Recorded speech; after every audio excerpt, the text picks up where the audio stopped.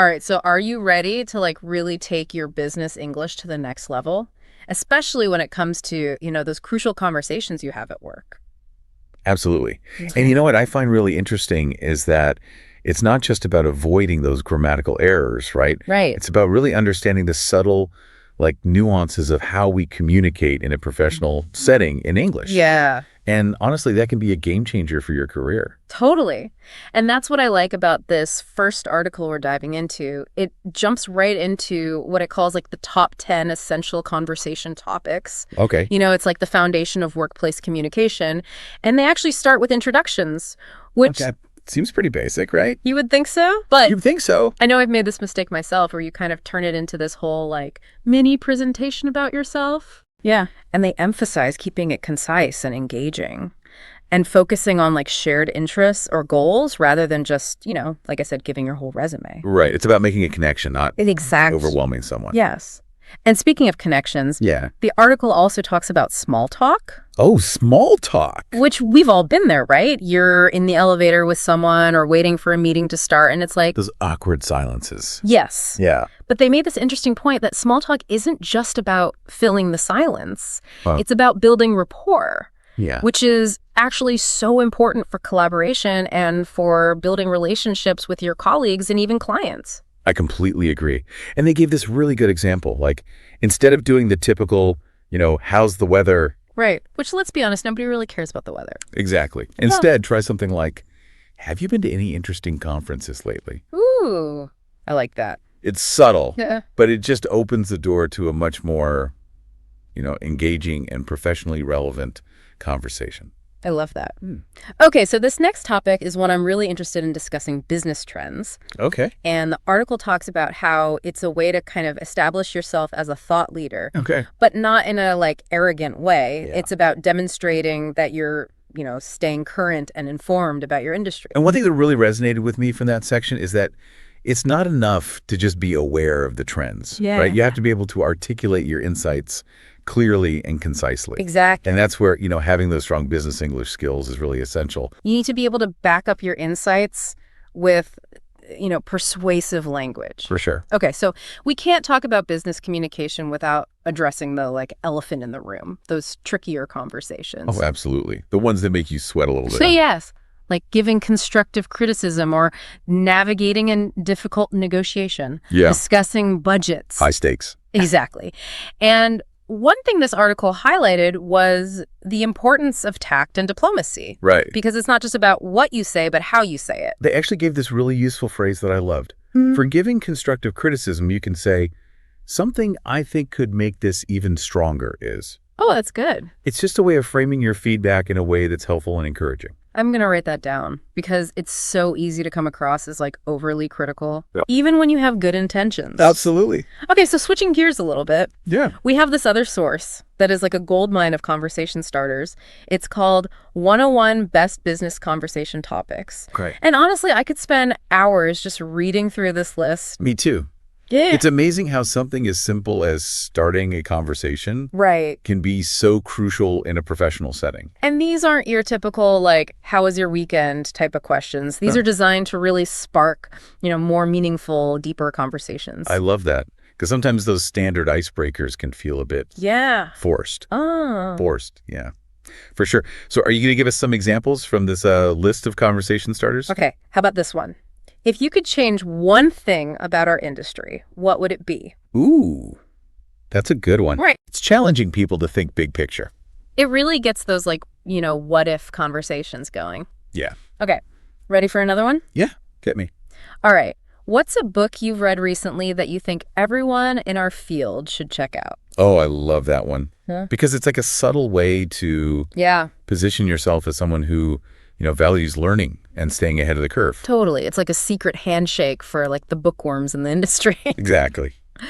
Okay, so this next source dives into something I think is super valuable, Okay. and that's the power of asking the right questions in a business context. Oh, interesting. Because you know how some people just have that knack for steering a conversation in a way that's both productive and engaging? Oh. It's like Yeah. they just know how to ask just the right question at the right time. Right. And this source is saying it's not magic. It's actually a skill you can develop. Okay. They give this example, like instead of asking, did you have a productive week? Which is kind of a closed-ended question. Yeah. You could ask, what was your biggest win this week? Ooh, I like that much better. It's open-ended, so you're more likely to get a more, detailed and insightful response. And it also emphasizes the positive, right? Exactly. Like celebrating those wins. And you know what else the source talks about that I thought was really important? What's that? The importance of active listening. Oh, absolutely. Like, it's not enough to just ask the right question. We Right. have to actually listen to the answer. They actually quoted the Dalai Lama in this article. No. Yeah. They said, when you talk, you are only repeating what you already know. But if you listen, you may learn something new. I love that because it's so true. Even in a business setting, there's always something new to learn from other people. And, that kind of ties into something else that's crucial for effective communication, especially in today's global world. What's that?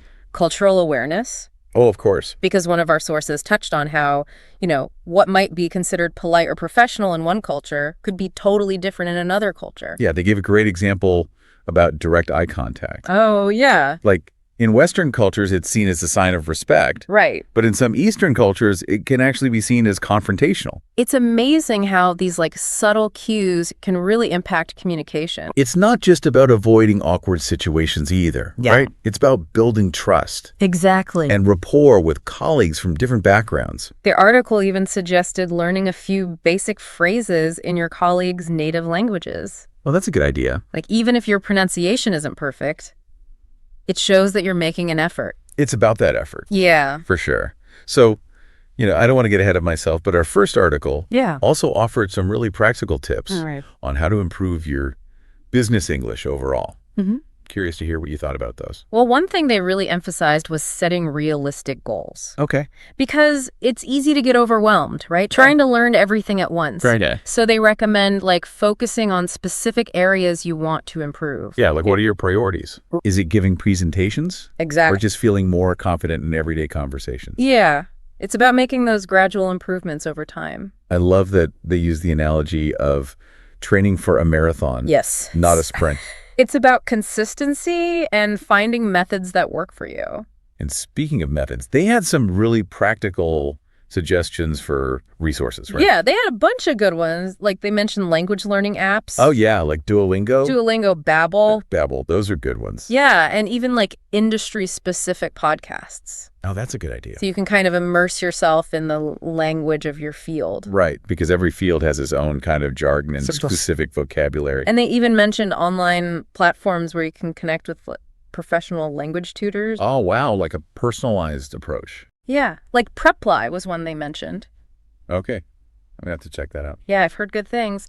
And, for people who are more into traditional learning, they also recommend textbooks and workbooks. So there's really something for everyone. Exactly. It's just a matter of finding what works best for you.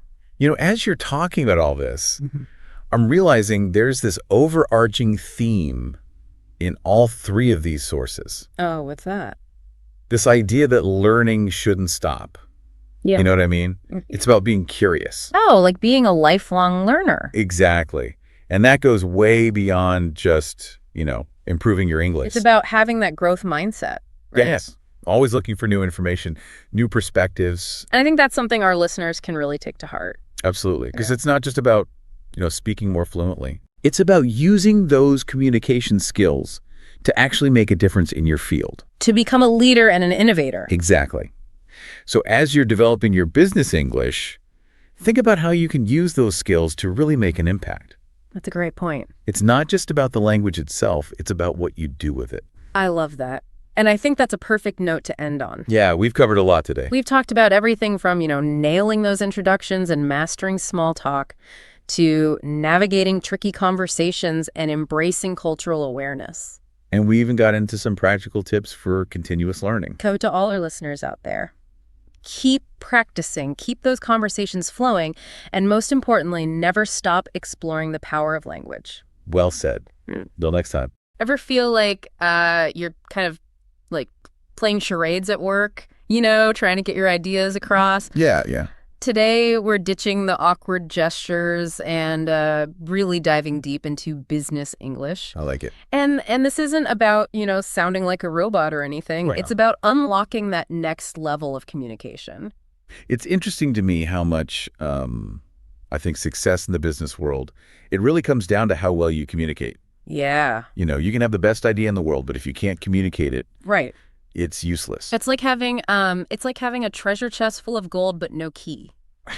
And we've got 3 resources for this deep dive, and they are chock full of really good advice. Yeah. And even discussion prompts so you can practice. Think of it like a crash course Mm-hmm. to navigate those tricky conversations we have at work. Totally. The ones where you want to, sound smart and confident, but you're not quite sure what to say. And these resources, they emphasize that. They emphasize being prepared Yeah. for these interactions. Like, for example, nailing your introduction. Oh, for sure. First impressions are huge. Yeah.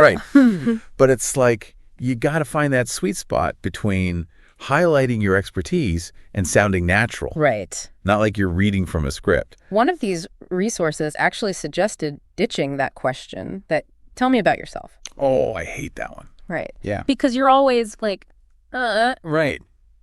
What does that even mean? yeah, like, what do you want from me? So instead of asking that, they recommend something more engaging, like, what excites you most about your work? I don't. Or what brought you to this industry? Oh, that's good. And it really can make a difference because then you're both kind of in it. It just changes the whole vibe, doesn't it? Yeah. It's more of a conversation, Totally. less like an interrogation. Yes. Yeah. And it's more memorable, Definitely. which is what you want, right? Yeah, You want to be memorable. absolutely. So speaking of connections, let's talk about small talk. Okay. Because I'll be honest, I used to think small talk was The worst. the worst, superficial. Yeah.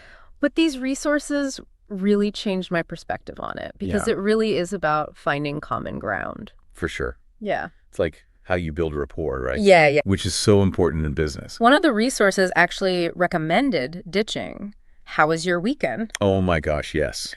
The most boring question. Which, let's be real, usually just gets a one-word answer. Exactly. Good. Good. Fine. Fine. Yeah.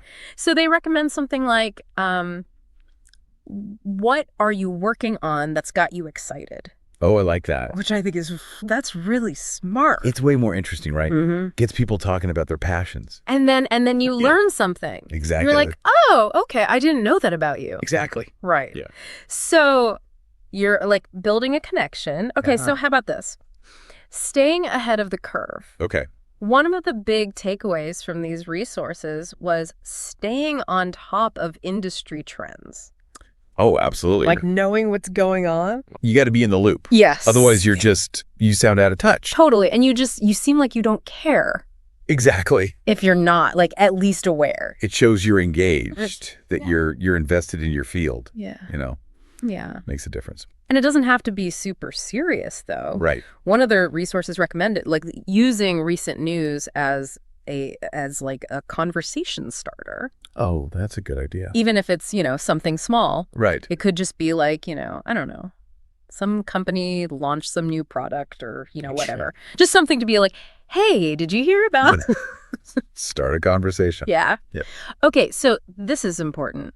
Representing your company Oh, yeah. with confidence. Super important. Because, no matter what you do, For sure. knowing how to talk about your company's products or services, that's huge. Think of yourself as a brand ambassador. Oh, yeah. Yes. Yes. You got to get people excited about what you do. Right. Explain that value. 'Cause even if you don't work in, marketing or sales or whatever, you're still representing your company. You're always representing your company. Always. Out in the world. Yeah. You're the face of the company. So one of these resources suggested having some key phrases ready to go. Oh, that's smart. Like an elevator pitch, kind of? Yes, like an elevator pitch, exactly. Yeah, I like that. So you're not Right, you don't want to freeze up. yes. You want to have those talking points ready. Exactly, and practice it. Practice makes perfect. Okay, how about negotiations? Ooh, yeah, Because I feel like that can be a nerve-wracking one. for sure. Whether you're, I don't know, asking for a raise or, Right.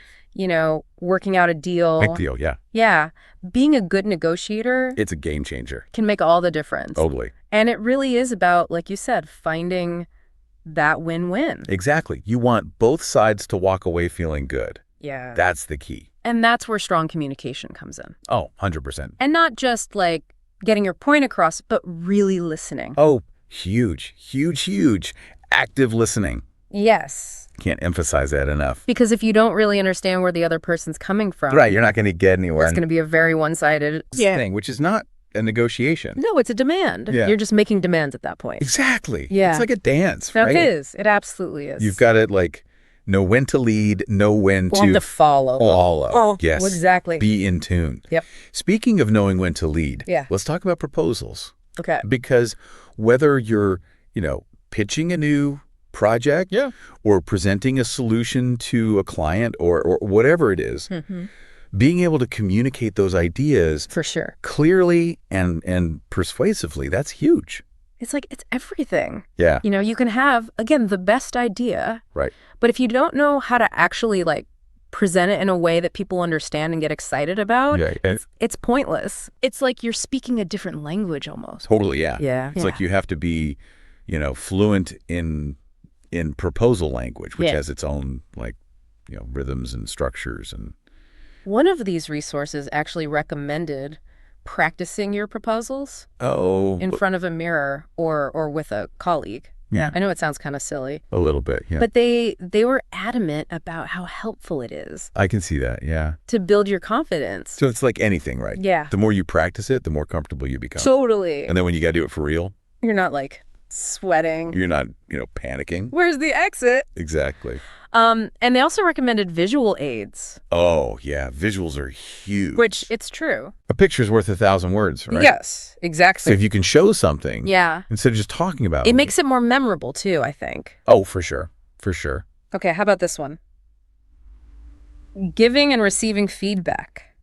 Ooh, that's a tough one. Because that can be tricky, right? Yeah, it's a delicate balance. Because you want to be helpful, but you don't want to, like, Step on any toes. yeah, hurt someone's feelings or, Right, exactly. you're like, you're terrible at your job. Nobody wants to hear that. Right. So, yeah, it's got to be tactful. So one of the resources suggested, instead of saying, like, you did this wrong or whatever, And that's never good. try something like, I'm wondering if there's a more efficient way to approach this. Oh, I like that. So it's not like a personal attack. Right, it's more collaborative. Like Yeah. you're working together to find a solution Yes, exactly. instead of, pointing fingers. You messed up. Exactly. You're the problem. Yeah, nobody responds well to that. Okay. This is maybe a little bit of a shift here, but finance and budgets. Okay. Because even if you don't work like directly with numbers, Right. being able to like talk about money stuff Oh, for sure. is important, I think, in any job. It's the language of business, isn't it? Yes. So even if you're not, an accountant, Right. you got to be able to understand the basics. Right. And not be like, Right. what's an ROI? Exactly. One of the resources actually recommended like creating a little glossary for yourself. Oh, that's a good idea. Of common finance terms. Yeah, like a little cheat sheet. So that way, if something comes up, Right. You're not completely lost. yeah, you can be like, hold on, let me just Consult my notes. consult my notes really quick. Yeah. Okay, so speaking of clarity, let's talk about explaining processes and procedures. Okay. Because being able to break down like complicated information. Right. Make it digestible. Yes. Yeah. That's a superpower. Totally. Let's see if you're training new people Yes. or, just trying to get everyone on the same page. Right, because nobody wants to be the person that's like, Yeah. wait, how do I do this again? Exactly. Like, you should know how to do your job. Right. And if you can explain it to other people, that shows that you really understand it, Totally. inside and out. And one of the resources recommended using like real world examples Oh, that's to make it relatable. Yeah. Analogies are always helpful. Yeah. Because it's like, if you're trying to explain something complicated, Right. sometimes it helps to compare it to something that people already understand. Yes. Something familiar. It's like, what was the one they used? Oh, it was giving directions. Oh, yeah. Instead of just being turn left on this street, turn right on that street. Right, which I always get lost doing that. Exactly. It's like, Oh. okay, you're going to pass the big red barn, and then you're going to see a giant, chicken statue. Yes, exactly. Something memorable. Right. Exactly. Okay, so the last one in this section, recommendations and suggestions, which this is where I feel like you can really Shine. Yeah, shine. be proactive. Yes. Show that you're a valuable member of the team. And one of the resources recommended using phrases like, what if we tried this? Or, I have an idea that might help. Oh, I like that. Which is, it's less, I think, abrasive. Right. It's not like my way or the highway. It's more like, hey, I have an idea. What do you guys think? Exactly. Let's workshop this together. Yeah. Collaboration, And it's, again, it's about listening to what other people are saying. Huge. Always listening. Because if you're just like, my idea is the best, and shut up. Yeah, shut up. Listen to me. Yeah. That's not a good look. Not a good look. Not going to make you any friends. No. And it's probably not going to lead to the best outcome either. Because, the best ideas usually come from bouncing back and forth. Exactly. A little bit of cross-pollination. Yes. Get those creative juices flowing. Okay, so those are like 10, solid conversation topics. Yeah, the essentials. But these resources didn't stop there. Oh, they went deeper. They went deeper. They went deeper into some, I think, really interesting kind of next level stuff. Next level. Okay. That goes beyond like your everyday. Right. So like once you've mastered the basics. Yes. Where do you go from there? Yes, exactly. So it's like, I don't know, unlocking those secret level bonus rounds. I like that analogy. Okay, I'm intrigued. And the first one was company culture.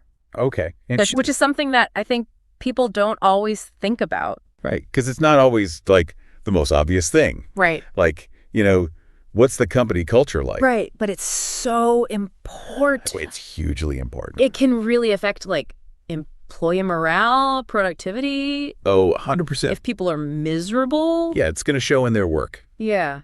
If people don't feel valued, if they don't feel respected, right, they're not going to do their best work. And the company's going to suffer. Exactly. Yeah. So creating a positive company culture, it's essential. Yeah. It's a win-win for everybody. Totally. Everybody wins. It really is interesting to see how like all those little things, they add up. Oh, absolutely. It's not just about the work itself. It's about the environment. Yeah. Like, do you feel comfortable going to your boss if you have a problem? Exactly.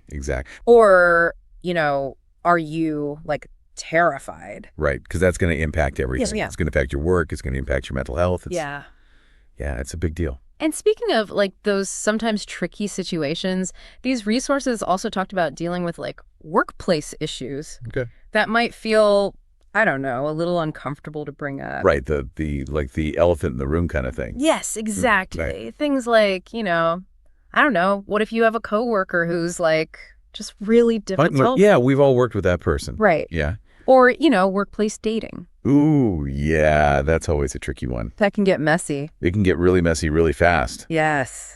So, yeah, it's good to have those conversations. And it's like, how do you even bring that up? Right, exactly. But having those business English skills, they can really help you like navigate those conversations. Totally, because you want to be clear, but you also want to be sensitive. Right. You don't want to make things worse. It's a fine line. It is. Okay, let's shift gears a bit here and talk about ethics and social responsibility. Okay, yeah, that's a big one. It is a big one, and it's becoming, I think, more and more important. Oh, for sure, especially as we face these global challenges. Right, like businesses can't just be about like making money anymore. Right, they gotta step up. They have to. And be a force for good in the world, yeah. Or at least try not to make things worse. And these resources really emphasize that. They talked a lot about marketing ethics. Like, are you being truthful in your advertising? Right. Are you being honest with your customers? And then like sustainability. Oh yeah, huge. Yeah. That's not going away anytime soon. No, that's here to stay. Sustainability is the future. It is. So companies really need to like get on board. Yeah. Okay, and then this is interesting. Global economic issues. Okay, yeah, that's a big one to unpack. It is a big one. Lots of layers there. Yes, but I think it's important to at least have a basic understanding. Oh, for sure. You got to know what's going on in the world. Because it affects, everyone. Right. It's all connected. And these resources, they talked about things like, consumerism. Okay. National debt. Right. The sharing economy. Yeah. Which is fascinating how that's changing everything. It is. It really is. Like the whole landscape of work and consumption. And I think these are all things that like 10 years ago, 20 years ago, people weren't even thinking about. People were not talking about this stuff, so it's really interesting. It's a whole new world. It is a whole new world. We're living in the future. We are living in the future. It's exciting and terrifying all at the same time. It really is. Right. Okay, so we've covered a lot today, and you might be thinking, okay, this is great, but how do I actually, like, put all this into practice? Right. It's one thing to talk about it, but you got to do it. You got to actually use it. Yes. In the real world. And that's where practice comes in. Practice, practice, practice. And the good news is these resources, they have a ton of like prompts and scenarios. Oh, perfect. To help you like get comfortable. So you can like role play different situations. Yes, exactly. That's awesome. So that way, when you're in like a real life conversation. Right. You're not caught off guard. You're not like, oh my gosh, what do I say? I froze. Yeah. My mind is blank. Yeah, I panicked. No, you'll be ready. You'll be ready. You got this. So to wrap things up, we've talked about why business English is important. We've gone through 10 essential conversation topics. 10. That's a lot. It's a lot, but we did it. We did. We powered through, and we even like unlocked those bonus levels. The secret levels. The secret levels, yes. I like it. Of company culture, ethics, and all those bigger picture things. The big picture stuff. Because it's not just about, sounding smart. Right. It's about making a difference. Yes, exactly. It's about using your voice, It's about connecting with people. Absolutely. And building relationships. Yeah, and feeling confident doing it. Yes, exactly. No. The key. So as you head back out into the world. Back to the daily grind. Yes, think about what conversations you want to start. Yeah. What impact do you want to make? What kind of difference do you want to make? And how can you use these business English skills? That's the superpowers. Yes. To create a better future for yourself and for everyone around you. Love it. That's what it's all about. It is. Making the world a better place, one conversation at a time. One conversation at a time. I like it. All right. Until next time. See you later. All right. So you want to level up that business English, right?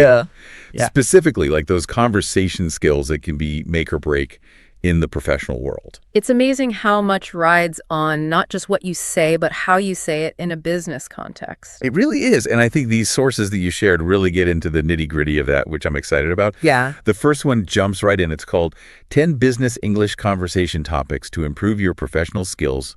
And it really is kind of like a cheat sheet for navigating those essential workplace chats. Yeah. And they get surprisingly specific, which I really appreciated. Okay. For example, like introductions, you might think. Like, okay, introductions, that's simple. Right. But this source actually highlights like a really common pitfall that I think we've all probably experienced. Tell me more. Which is, you do a quick introduction, you're at a networking event, you're meeting someone new, and then instantly forgettable. Oh, 100%. Networking events are like a blur of faces and names afterwards. Exactly. And this source is like, okay, so how do we fix this? Right. And the takeaway is ditch that generic job title. Like, hi, I'm a project manager. Exactly. Instead, focus on the value you bring. So instead of saying, I'm a project manager, you could say, I help teams stay on track and achieve their goals, even under pressure. Okay, way more interesting. Like, I suddenly understand what you do, not just your label. Exactly. And then it gets even better when you can actually connect that to the listener's needs, right? So imagine you're talking to someone who's struggling with a disorganized team. Suddenly that value proposition is even more powerful because you're speaking directly to their pain point. I love that. It's like, you're not just talking at them. You're actually like engaging with, what their needs might be. That's brilliant. But introductions are just the beginning, right? Yeah. Like, what about those everyday conversations that happen once you're, in the thick of things? Absolutely. And this source dives into those too. One that really stood out to me was the emphasis on mastering small talk. I struggle with small talk sometimes. I feel like it's just so superficial, I guess. Like, how much value can you really get from chatting about the weather, You would be surprised. This article really reframed it for me, I think, as the foundation for building those genuine connections. So it's not about forcing meaningless chatter. It's about using it strategically to find common ground, build rapport. Okay, now I'm intrigued. Give me an example. Like, how do you make small talk less small talky? Yeah, so instead of like that dreaded busy day that we all get. Oh, I know. The word. You could try something like, what's been the highlight of your week so far? Still casual, but it opens the door for a more engaging conversation. Yeah, that's nice. You're inviting a more positive response, Suddenly small talk doesn't seem so daunting. It's like, just find that little spark of connection. Exactly. And you never know where those sparks might lead, They can actually turn into valuable business relationships down the line. Right. But it's not all like chit-chat. This article gets into the nitty-gritty of like discussing business trends. Okay, and that's where things get, a little bit more, what's the word, high stakes. Definitely. But the source emphasizes you don't need to be a walking encyclopedia of industry knowledge. Right. It's more about demonstrating that you're curious, that you're informed, that you're actively thinking about the bigger picture. So how do they suggest you do that? Like, give me some, tactical tips. Yeah, one great piece of advice, and this is something, anyone can do, is come prepared with a few talking points. So before a meeting, before a networking event, browse industry news, check out what competitors are doing, see what thought leaders are saying on LinkedIn. So it's like having a cheat sheet for those. So what do you think about blank moments? Exactly. I love that. More getting caught off guard. All right, I like that. So you're prepped and ready to go. Exactly. And this actually ties into another key conversation topic that the article highlights, which is discussing products and services. The art of the pitch. Yeah. Whether you're in sales or not, being able to articulate the value proposition is so essential. It's huge. And this article had a really interesting take on it that I thought was really helpful. It reframed pitching as storytelling. Oh, yeah. So instead of, just listing features and benefits, it's about painting a picture of the problem that your product or service solves, the positive impact it has on the customer. That makes so much sense because people connect with stories. Exactly. Way more than just bullet points and numbers. Right. And this article gives some really practical tips on how to structure those stories for maximum impact. They even provide some sample phrases you can adapt to your own situation. Okay, that's amazing. It's like having a script writer for your next, big presentation. Exactly. So we've covered introductions, we've talked about small talk, we've hit those business trends, even product pitches. What other conversational gems does this article unearth? Well, it wouldn't be complete without tackling, the often dreaded topic of negotiations. Oh, yes. The fine art of getting what you want while, maintaining those all-important relationships. This is something that I think a lot of professionals struggle with. For sure. And this source provides a really helpful framework for approaching those negotiations, even if it's not something you're naturally comfortable with. Okay, I'm listening. Tell me everything.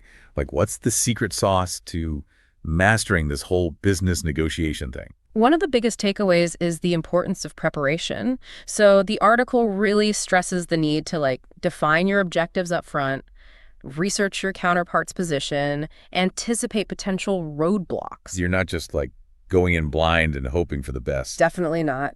The more prepared you are, the more confident you'll feel and the more likely you are to actually achieve a favorable outcome. Makes sense. Knowledge is power, especially in negotiation, right? Absolutely.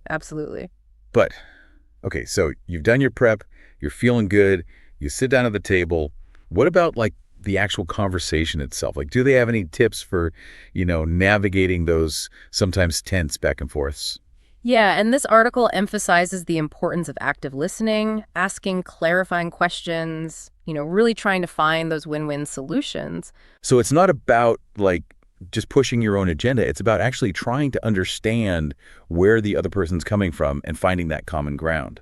Exactly. And the article even provides, again, some really useful phrases for navigating those tricky moments, like how to counteroffer if you need to, how to ask for concessions. It's like having a secret weapon for our next, salary negotiation or something. Exactly. But hold on, we've only covered 5 of the 10 essential conversations from this first source. There's still so much to unpack. There is. And trust me, it just keeps getting better. Okay, you've piqued my curiosity. Let's dive into the next set of essential conversations in part 2 of this deep dive. All right, so we're back and we're ready to tackle the next 5 essential conversations from this, gold mine of an article, 10 business English conversation topics to improve your professional skills. Yeah, this is where things get really interesting because we're moving beyond the transactional and into the territory of building strong, productive relationships. And I'm here for it. Yeah. So what's up first on our list of must-master conversations? Well, it's one that I think a lot of people struggle with, and that's giving feedback constructively.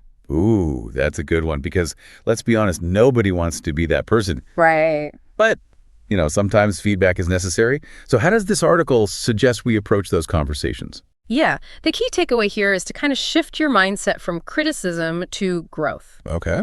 So it's about framing feedback in a way that empowers the other person to improve, not just pointing out their flaws. I like that. It's like you're focusing on the positive impact of making a change, not dwelling on the negative. But how do you actually do that? Like in practice, are there any specific tips? Totally. Yeah. The article recommends using I statements instead of you statements. Oh, okay. So, for example, instead of saying, "You always interrupt in meetings, you could try," I find it difficult to share my thoughts when there are multiple conversations happening at once. That's such a subtle but powerful shift, Right. It feels less accusatory and more like, hey, let's work on this together. Exactly.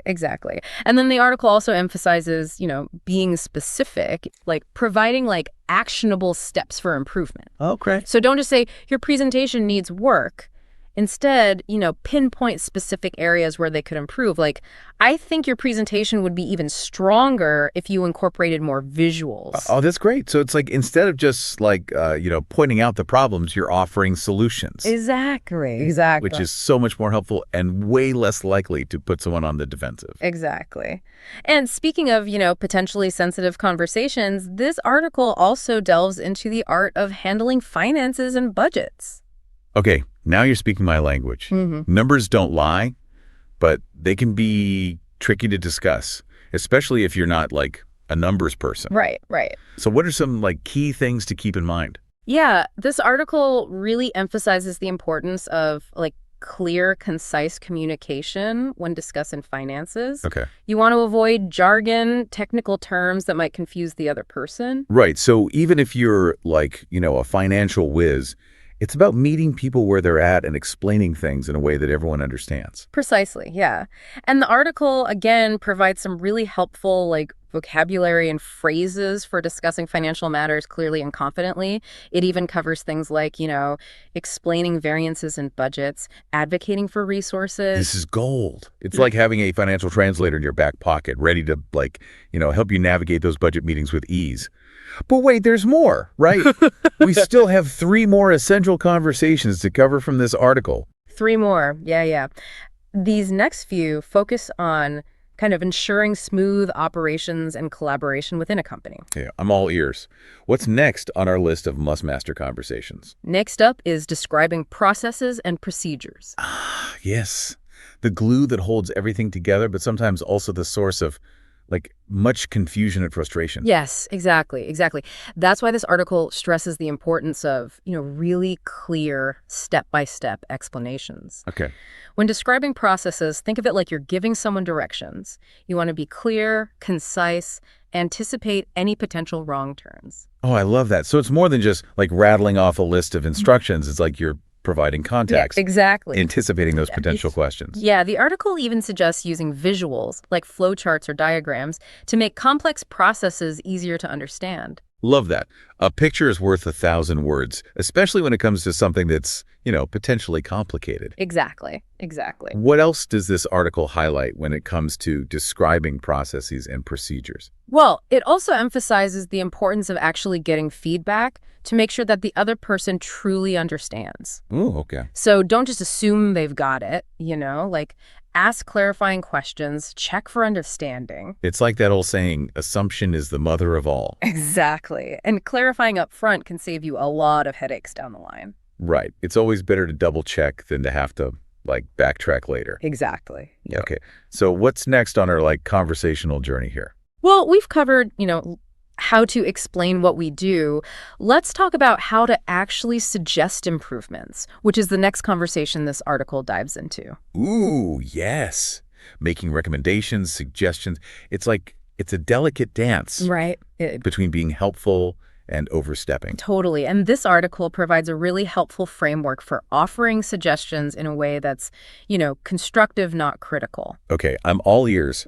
What's the secret to mastering this delicate art? One of the key takeaways is to focus on the why behind your suggestion. Oh, okay. So instead of just saying, we should do this differently, you actually explain the reasoning behind your idea, the potential benefits it could bring. So it's about providing context, right? Exactly. Like painting a picture of, hey, if we do this, this is the positive impact it'll have. Exactly. And the article also emphasizes, again, being open to feedback, to alternative perspectives. Oh, okay. Don't just present your idea as like, this is the be-all, end-all. It's more like, this is a starting point for discussion, for collaboration. Right. It's about fostering that culture of, like, open communication, continuous improvement. Exactly. And that actually brings us to our final essential conversation from this article, which is expressing opinions and disagreeing respectfully. Ah, yes.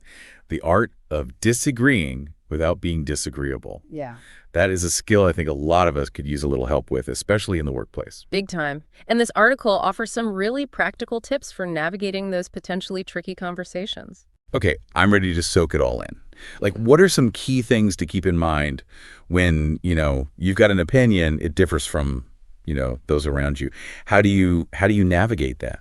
One of the biggest takeaways is to choose your battles wisely. Ooh, pick your battles. I like that. Yeah. Not every disagreement needs to be a full-blown debate. Right. How do you know which ones are worth, like, engaging in and which ones to just let slide?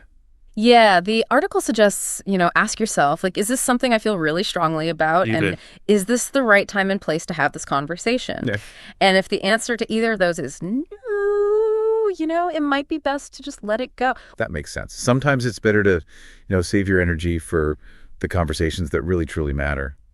But what about the times when you do need to, like, speak up and voice a dissenting opinion? Like, right. How do you do that without, damaging relationships? Yeah, and this is where all those communication skills we've been discussing really come into play. Okay. The article emphasizes, again, active listening, using respectful language, focusing on finding that common ground. So it's like you're having a healthy debate, not a heated argument. Exactly. And the article even provides some useful phrases for, like, respectfully disagreeing, acknowledging different perspectives, and finding a path forward together. This is fantastic. Yeah. It's like having this whole, like, toolkit for navigating those conversations with grace, diplomacy, Exactly. We've covered so much ground with this first source. I know. It's amazing. From, like, mastering those everyday workplace conversations to, like, confidently handling those high-stakes negotiations. Totally. It's like this has been a masterclass in business English communication. It really has.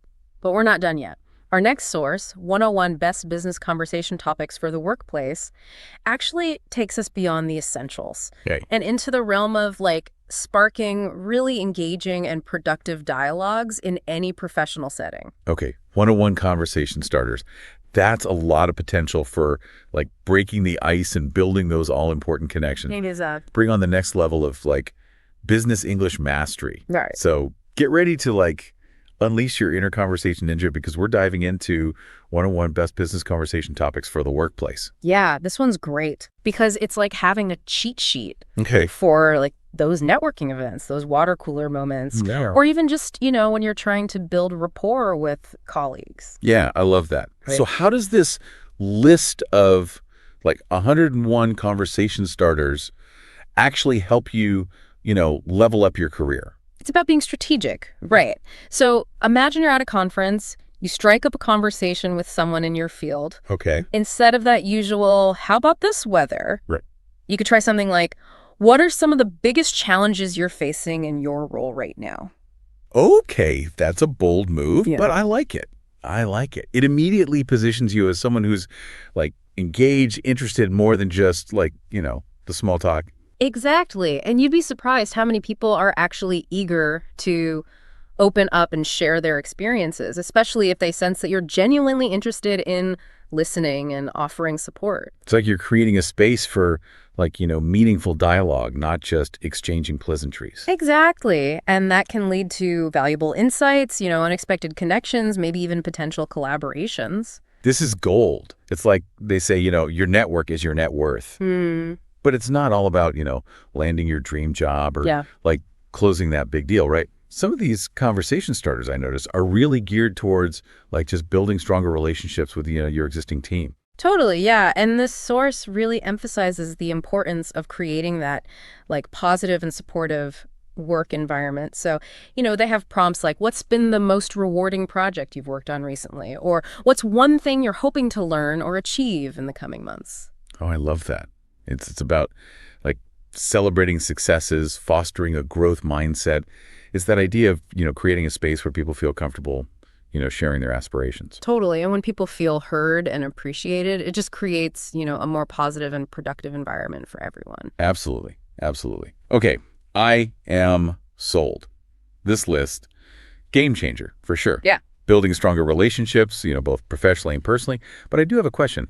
What about those like trickier conversations that inevitably come up in the workplace? Yeah. Like, asking for a raise, Yeah. navigating conflict, discussing sensitive topics. For sure. Does this source like have our backs in those situations? So it doesn't provide like specific scripts for those scenarios, Okay.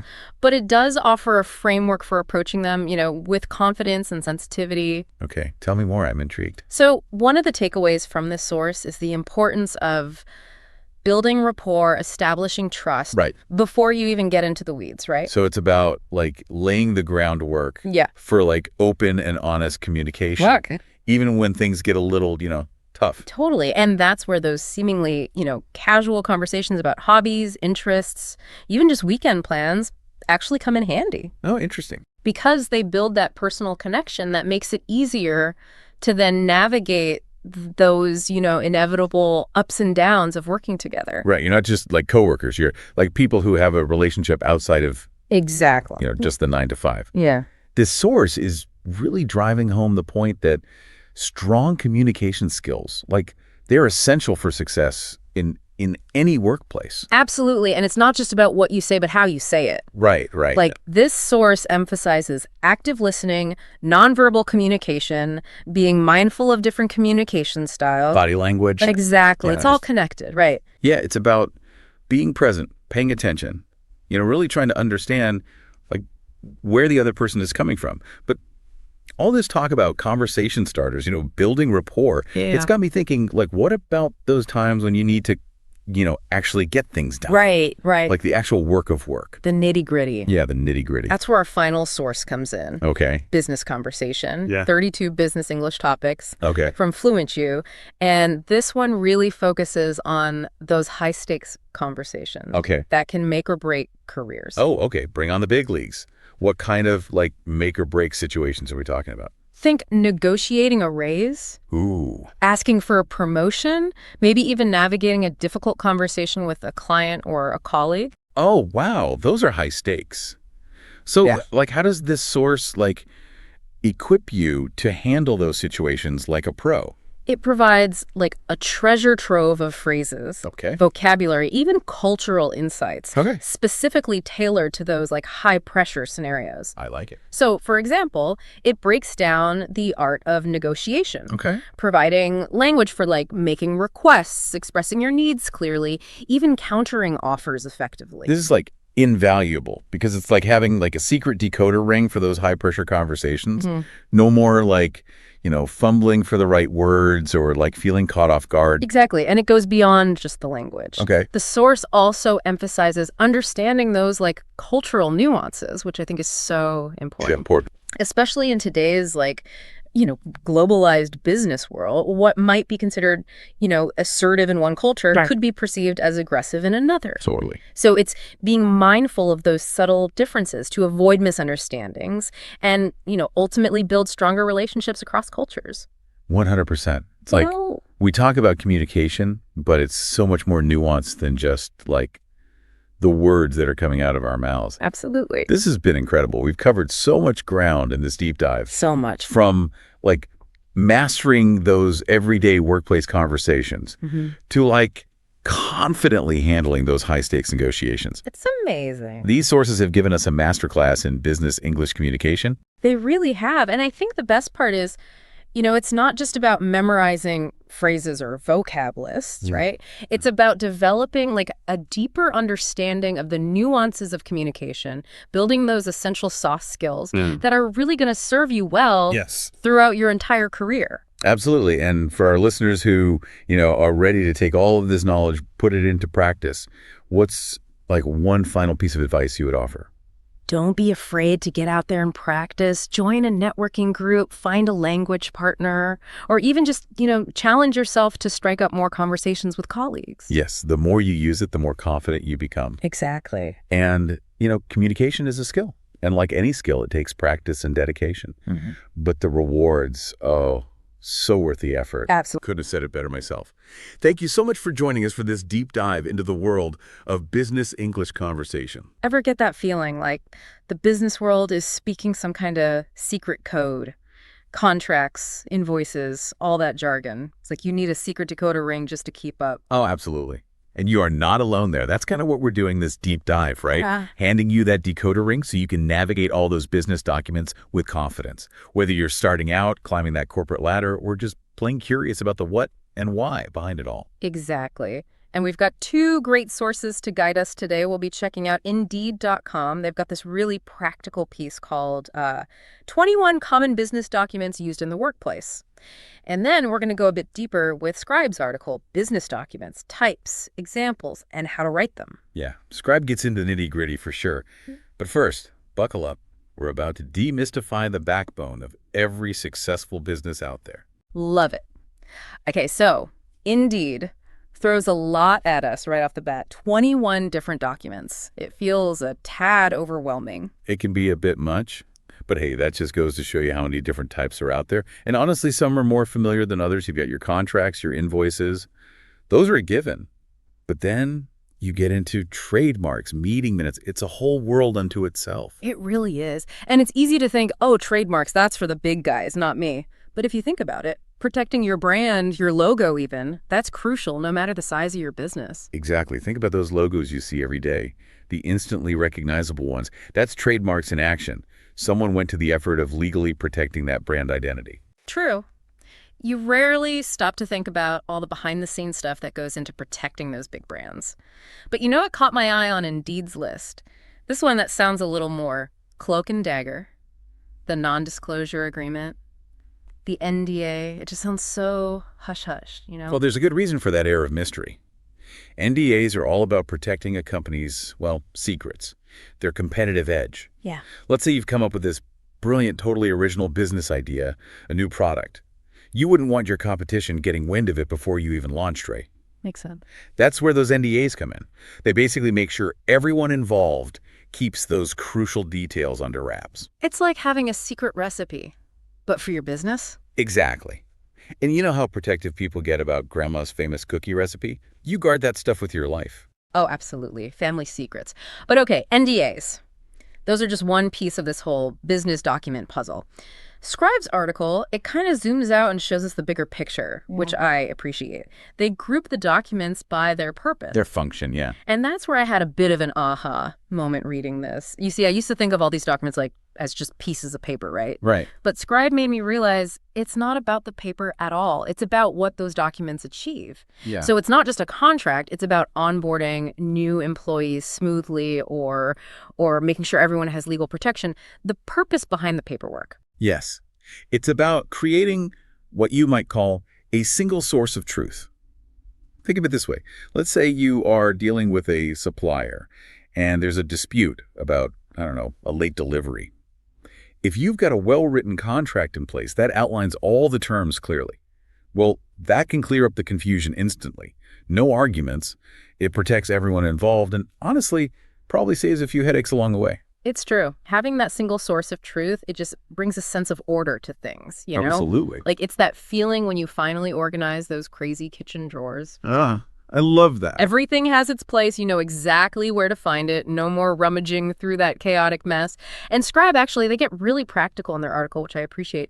They give you tips like how to create and manage these documents effectively. Yeah, the how-to is key here. So it's not enough to just have these documents floating around in the ether. You need a system. Organization is key. Couldn't agree more. It's like everyone has that one drawer, right, where important papers just go to disappear. Yes, the black hole of paperwork. And Scribe, they cited this study by PwC that found 7.5%. Huh? That's a lot. paper documents get lost, just gone. Can you imagine the chaos? Oh, the headaches that would cause. Lost time, lost money, missed deadlines, probably. It's a recipe for disaster, for sure. Yeah. So the question becomes, how do we avoid becoming another cautionary tale? Right. We don't want to be that business. And this is where Scribe brings up technology. Okay, yeah, because in my head, I'm already thinking, oh, great, another expensive software I have to figure out. Right, I hear you. But the thing is, and Scribe makes a really good case for this, the right tools can actually make your life so much easier. It's about working smarter, not harder. Okay, sell me on this. How so? Okay, so picture this. Instead of like manually keeping track of invoices, chasing down signatures, Oh, the worst. spending hours, like literally hours, filing paperwork. Imagine having software that does it all for you. Okay, that does sound pretty tempting. Right. It's like having a personal assistant, but just dedicated to wrangling those documents. No more late-night filing sessions fueled by coffee and sheer desperation. Exactly. These tools, they can automate those tedious tasks, flag inconsistencies, generate reports for you. It frees you up to focus on, well, the stuff that really matters, which is growing your business. You know, it's funny how these documents, they seem kind of dry and technical at first glance, but they can actually tell you a lot about a company's, internal culture, the way they handle this stuff. It speaks volumes. It really does. Both Indeed and Scribe, they touch on this idea. Good documentation, it's not just about, staying organized internally. It's about building trust and credibility with the outside world, too. Clients, investors. It's like when you, imagine walking into a restaurant kitchen, right? Yeah. And it's spotless. Everything is in its place. Oh, I see what you mean. Instantly, you feel better about eating there. You're like, okay, they've got their act together. That attention to detail, it translates. Absolutely. Same goes for businesses. If their documents are a mess, well, what else are they not paying attention to? Exactly. So let's say, I don't know, you're considering investing in a company, and their business plan is full of inconsistencies, typos, missing information. What's your gut telling you? Ooh, yeah. Huge red flag. Makes you wonder what else they're not taking seriously. And Scribe even pointed out this applies to attracting talent too. Like job seekers, especially the experienced ones, they can tell a lot about a company just from how they handle their documents. Oh, for sure. Imagine you're offered this amazing job, right? But then the contract arrives and it's, well, let's just say it's a mess. Confusing, disorganized. Does this company even have their act together? Exactly. It makes you think twice. On the flip side, you get a contract or even just an employee handbook, and it's clear, concise, well-organized. That shows respect, professionalism. It tells a story. Yes. Good documentation. It signals that a company values clarity, transparency, efficiency, all the good stuff. It's like a breath of fresh air in the business world sometimes. So as we wrap up our deep dive here, I want to leave you with this. Think about all the documents we've talked about today. Which one resonated with you the most? Which one, no matter what your role is, do you think is absolutely essential in the business world? Maybe it sparks some ideas. Maybe it helps you bring a little more clarity, efficiency, success to your own work. Whatever it is, keep that document in mind. Hey everyone, welcome back. Today we're diving into something, well, essential business English. Yeah, and we've got some really interesting sources for this one, like how to go beyond just getting by, Exactly.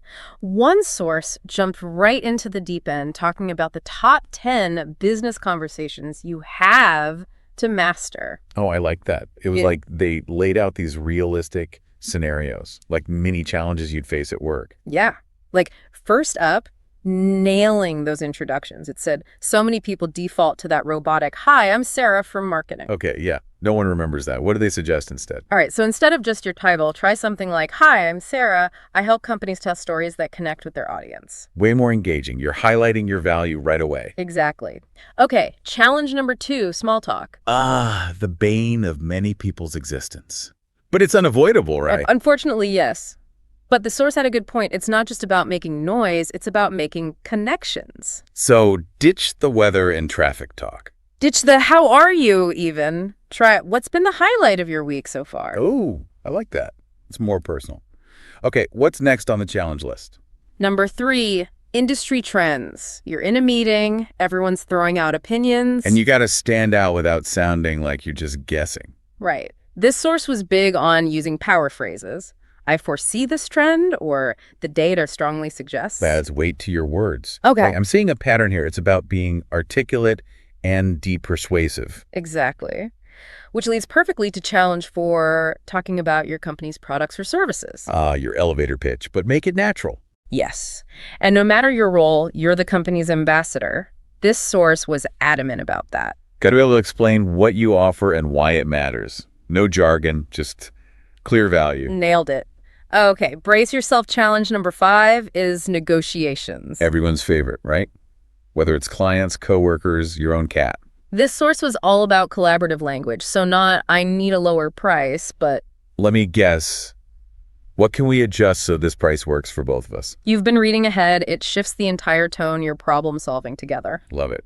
Okay, hit me with the next challenge. All right. Presenting a proposal.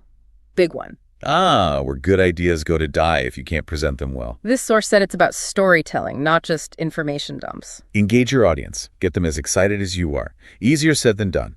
True.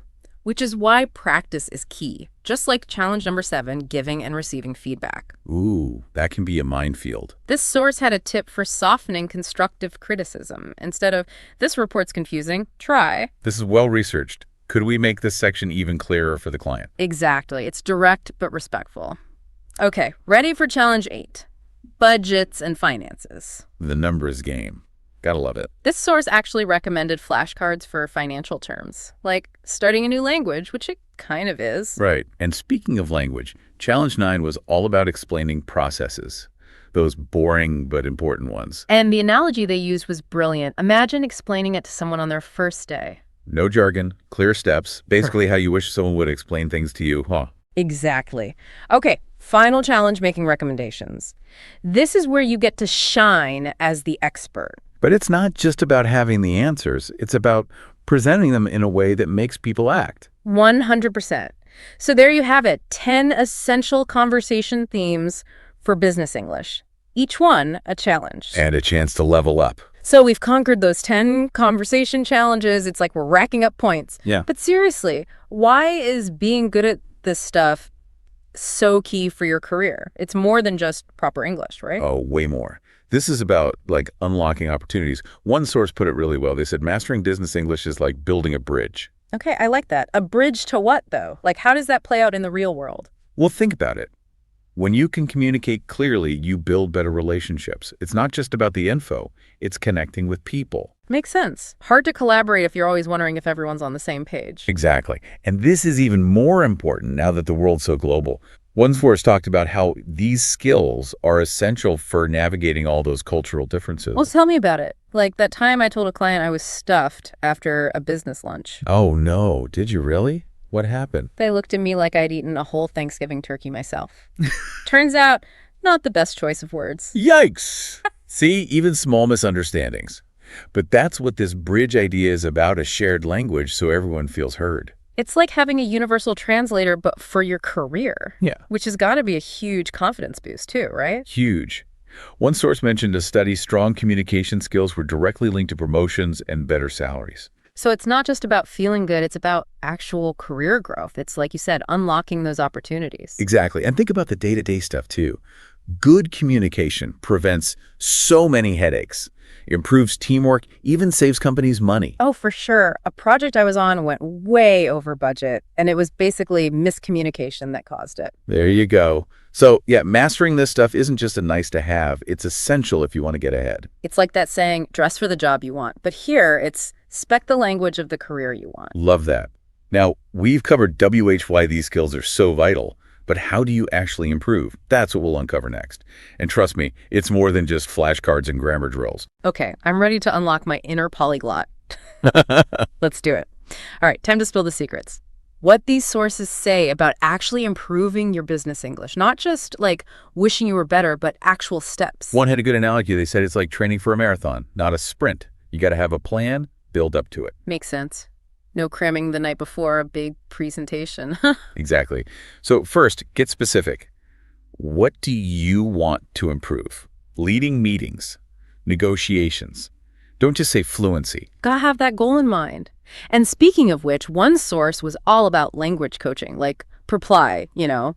Oh yeah, they called it a personal trainer for your language, which I get. It's that personalized feedback, right? An app can't tell you if your tone is off in an email. Or if you accidentally used a British idiom with an American client. Which reminds me, immersive learning. The sources were big on that. Surround yourself with the language, basically. Podcasts, movies. All ears English. got a shout out for business stuff specifically. And for global news, BDC Global News was another one. Those are good ones. But like, even with all the tech out there, one source still recommended good old-fashioned textbooks. Foundation is key. It's like apps are your tools, but the textbook is your blueprint. Great analogy.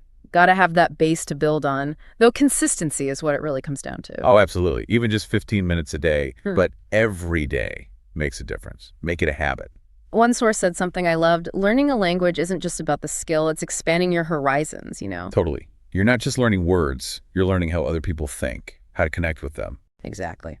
Okay, so as we wrap up our deep dive here, what conversation are you going to conquer this week? What goal are you setting? Every email, every meeting, it's all practice.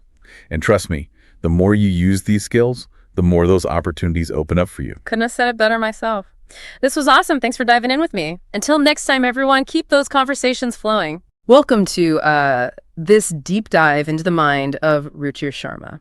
Now, this isn't just another investor bio. We're talking someone who manages billions in emerging markets and someone who called the 2019 Indian elections right on the money years in advance. So what makes him so insightful? Well, he's lived and worked in both India and the U.S., which gives him a truly unique perspective. For example, he challenges the idea that the American dream is some guaranteed path to success. Okay, unpack that for us. What does he see that most people miss? Sharma points out that many young Americans today struggle to even afford homes. It's a far cry from the prosperity their parents or grandparents might have experienced. And it really makes you question this whole idea of guaranteed upward mobility. That is a stark contrast, especially when you consider the aspirations of many in India who still view America as the land of opportunity. Exactly. And that's where Sharma's perspective on India gets really interesting. He wants us to see the potential in India's economic future, but not through rose-colored glasses. So where do we start? He's talked a lot about the Indian budget, right? He has, but he wants you to think about it differently. Most people just focus on the tax implications, but Sharma sees the budget as a blueprint for the entire economy. He argues that when your tax burden is over 50%, you're essentially working for the government for half your life. That should make everyone pause and think. It definitely makes you realize how much influence the government has on individual prosperity. It's not just about earning more, it's about what you get to keep and how that translates into economic freedom. And that's a key theme in Sharma's analysis. The balance between government policy and individual opportunity.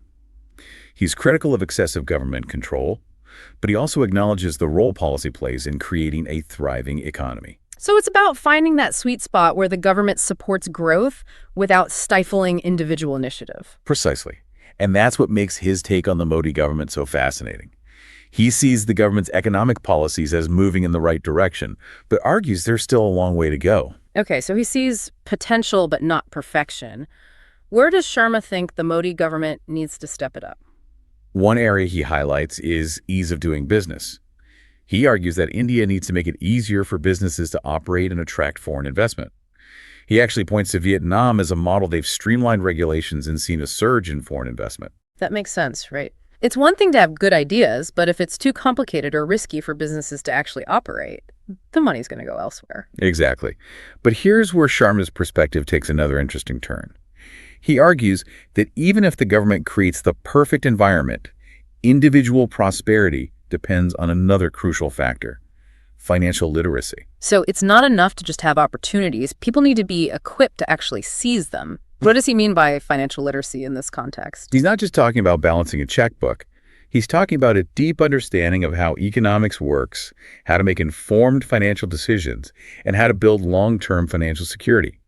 Remember, he started his own career at just 17 writing for the Economic Times. Wow, talk about starting young. So he's speaking from experience here. It's not just theoretical for him. He's seen firsthand how financial knowledge can translate into real-world success. Exactly. And he's particularly concerned about this in India because he points out that 90% of the population is middle class or below. Imagine the potential if that vast majority had the financial know-how to invest wisely, start businesses, and build a more secure future. That's a powerful thought. It's like he's saying that financial literacy can be a great equalizer, empowering individuals to rise above their circumstances and achieve their full potential. Precisely. But here's the thing. Sharma doesn't just talk about the problem. He offers solutions. And one of the most intriguing aspects of his perspective is the emphasis he places on understanding cultural nuances. Now, this is where it gets really interesting. He actually attributes a lot of his success in India to his understanding of the Indian mind, which he says he gained from living in the US for 22 years. That seems counterintuitive. You'd think being immersed in Indian culture would be the key. It's like that saying, you can't see the forest for the trees. Sometimes stepping outside your own culture gives you a fresh perspective and highlights the things you might take for granted. So by living in the US, he gained a deeper appreciation for what makes the Indian mind tick. Precisely. He uses Priyanka Chopra's journey to Hollywood stardom as a great example. He argues that her early exposure to American life as a teenager played a huge role in her ability to connect with audiences across cultures. That's a really interesting point. It wasn't just her talent, it was her ability to bridge that cultural gap that made her a global superstar. Exactly. And this gets to the heart of Sharma's message. In an interconnected world, understanding cultural nuances isn't just a nice skill to have, it's a game changer. Right. It unlocks opportunities, builds bridges, and allows you to connect with people on a deeper level. So we've gone from the macroeconomic policies of the Indian government to the incredibly personal journey of understanding cultural nuances. It really highlights the breadth of Sharma's thinking. But where does he say we should focus our energy? He circles back to this idea of individual empowerment through financial literacy. He truly believes that equipping people with financial knowledge can change lives and uplift communities. So it's about giving individuals the tools they need to create their own success stories, regardless of their background. Absolutely. Yeah. And it's not just about personal gain. Sharma believes that a financially literate population can drive economic growth and create a more prosperous future for everyone. That's a powerful vision. Ruchir Sharma's insights offer a fresh, sometimes unexpected perspective on India's economic future. It's a call to action for individuals and governments alike. He reminds us that while policies and economic structures matter, individual initiative, driven by knowledge and understanding, can truly unlock potential and shape a brighter future. Thanks for joining us on this deep dive. We hope Ruchir Sharma's insights have given you much to think about on your own journey. Until next time, keep exploring and keep asking those insightful questions. All right, so we're diving into a gold mine of business advice today. Like, seriously, this is good stuff. Building something awesome, that's the dream, right?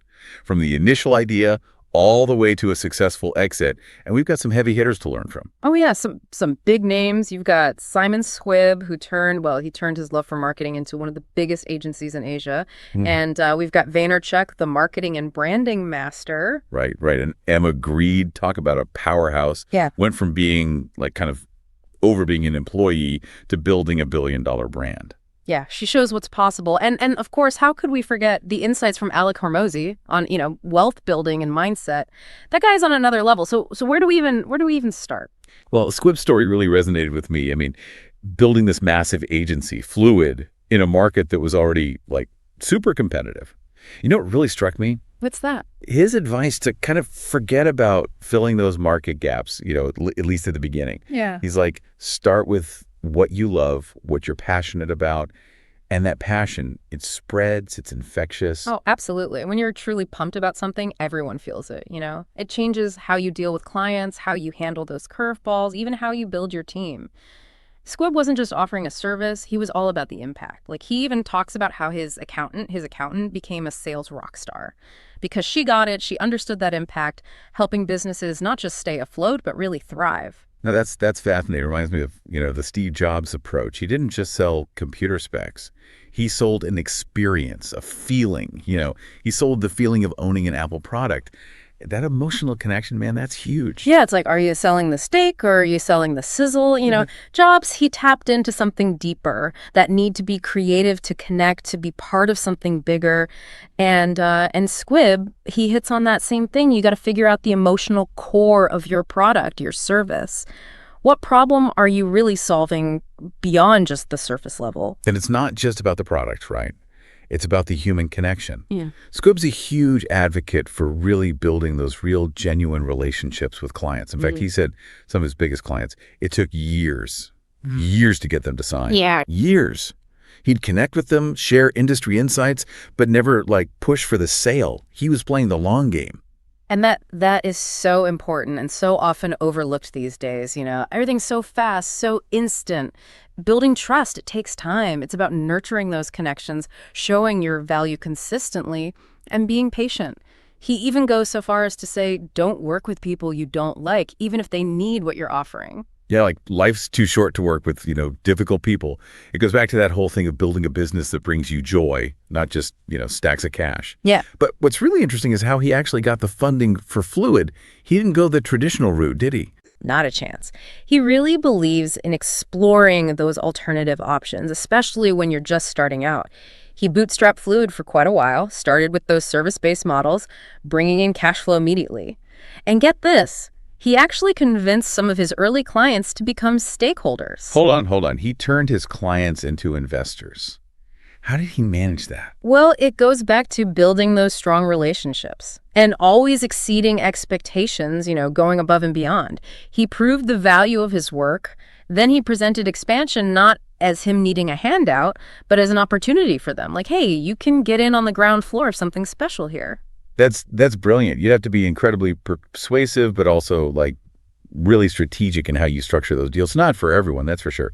But it obviously worked for him. He even told this story about a time he actually turned down work in a new region because they just weren't ready to expand.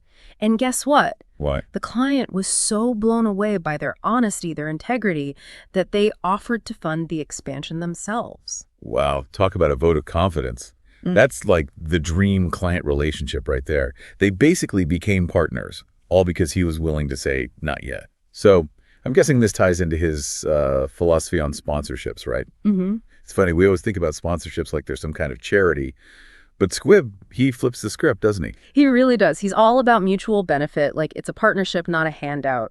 And he learned that the hard way, actually. Remember those coaster ads he was so into? Coaster ads. For a luxury jewelry brand. That's like, I don't know, offering discount coupons at a fancy art gallery. Totally mismatched. Exactly. And it bombed big time. He was so focused on his idea, he completely forgot to think about their brand, their image, their customers. So how do you avoid that? I mean, how do you make sure your pitch, it actually vibes with the brand's values? Research, my friend. You got to dig deep. Look at their current advertising, who they're targeting, their whole message. Squibb says alignment is key. What are they trying to achieve? How can you help them get there? It's not about you. It's about them. And it's not just about some faceless brand, right? Yeah. He talked about getting to know the people behind it too. 100%. Relationships are huge in any deal, but especially sponsorships. Understand their motivations, their passions. Sometimes that human connection makes all the difference. Okay, so we've talked about finding your thing, your passion, and building relationships, even getting funding in a way that, feels right. But what about the team? You can't build an empire alone. You got that right. And Squibb, he's got some really interesting takes on building a strong company culture. Early on, he realized it wasn't just about profits, it was about people. He said something like, when your values attract the right talent, growth is fun, not a grind. So true. When everyone's on the same page, pulling in the same direction. But how do you find those people? How do you create that kind of magical synergy? First, you got to know what you stand for. What are your core values, the non-negotiables? Then you actively look for people who not only have the skills, but who embody those values. It's got to be a fit. So it's more than just ticking boxes on a resume. It's about finding people who get it, who get you. Exactly. And Squibb, he's got this rule. It's a little out there. He calls it the 7 and 8 rule. Basically, if someone's not a 9 or a 10 on the enthusiasm scale, they're out. Oh, that's tough. But I can see how that kind of energy, that passion, it's contagious, right? It's about surrounding yourself with people who are all in, who believe in the mission. And on the flip side, he's also big on letting go quickly if someone's not the right fit. It's not personal. It's about protecting the team, the culture, the momentum. So hire for purpose, fire fast. Sounds harsh, but I get it. But okay, you've got your dream team. How do you keep things running, especially as you grow, as you scale? Systems and delegation, my friend. Squibb talks about knowing your strengths, but also knowing what you're not so good at. He realized his genius was ideas, not the day-to-day stuff. So he hired a CEO who was great at that. He stepped back so the business could leap forward. We see that a lot with successful entrepreneurs. They know they don't have to do it all. Exactly. Trust your team, give them ownership, and create a structure that doesn't rely on you for every little thing. And speaking of scaling and long-term vision, this is where Alex Hormozi's insights on building wealth come in. He's got this really interesting idea that your language can actually reveal your wealth. Language revealing wealth. Okay, that's new. How does that work? Well, Hormozi says if you're always talking about the hustle, the daily grind, just making money today, you're stuck. You're trapped in that short-term mindset. Right. But when you shift, when you start thinking about like generational wealth, building something that lasts, your language changes. Yeah. And your actions follow. It's that difference between like just surviving and really building for the future. Exactly. It's playing the long game. And he's got this really practical tip. Invest in what he calls the SME 500. Okay, SME 500. I like the sound of it, but what is it? So instead of putting all your money in stocks or real estate, he says invest in yourself, the top 500 skills that make you more valuable. He says mentorship, education, surrounding yourself with brilliant people, that's how he got where he is. So it's not just working in your business, it's working on yourself, constantly learning, growing. That's the real investment. 100%. Knowledge is power, right? The more you know, the more you can do. And actually, both Hormozi and Emma Grede, the founder of Skims, they both talk about challenging your assumptions, surrounding yourself with different perspectives that helps you break free from those limiting beliefs and see new opportunities. It's so easy to get stuck in your bubble, But yeah, when you open yourself up to different ways of thinking, that's where the magic happens. Okay, we've covered a ton of passion, relationships, funding, building a team, even mindset. But what about legacy? What do these entrepreneurial rock stars have to say about their impact on the world? Hormozi has this analogy. It really makes you think. He compares life to a poker game. We spend our time accumulating chips, building our empires. But in the end, we leave the casino empty-handed. It's a good reminder, all that material stuff, it doesn't last. Right. So what does matter? It's the impact you make, the relationships you build, the contributions, the lives you touch. That's what success really looks like. It's like that Japanese concept, ikigai, finding your purpose, the intersection of what you love, what the world needs, and what you can get paid for. That sweet spot where passion, purpose, and profit align. Man, that's a legacy. Absolutely. And it doesn't have to be these huge, dramatic gestures either. Emma Grede tells this story about just a chance meeting with a young entrepreneur. She mentored him, and because of that, he was able to build a successful business. It goes to show, even small acts of kindness can have a huge ripple effect. For sure. It's not always about the big exit, the billion-dollar valuation. Sometimes it's about using your success to lift others up. This has been incredible, from sparking that initial passion to building something that thrives. I mean, you've given us so much to think about. My pleasure. It's been great diving into all this with you. Now go out there and make something amazing happen.